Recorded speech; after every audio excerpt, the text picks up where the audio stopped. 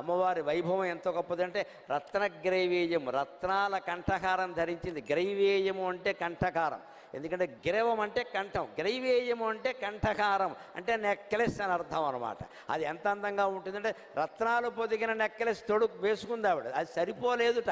రత్న గ్రైవేయ చింతాక, ఇక్కడ మళ్ళీ చివర చింతాక ఆకుపచ్చని పతకం ఉంటుంది అమ్మవారికి. ఆవిడ అది చింతాకు రావ్యాకు కాదు, చింతాక సంస్కృత మాట. చింతాం కటతీతి చింతాక అంటారు. ఆ ఆకుపచ్చ రంగు పతకాన్ని దర్శించినంత మాత్రం చేతనే మన చింతలన్నీ దూరం అయిపోతాయి, అంత గొప్పది ఆ మాట. అందుకని ఆ చింతాక పతకం పెట్టు, అది కూడా సరిపోలేదు. వైభవం హిమవంతుడు కుమార్తె ఆవిడకి ఏమిటి లోటు, పుట్టింటి వారు పంపించారు కదా, భర్తకి ఏమున్నా లేకపోయినా.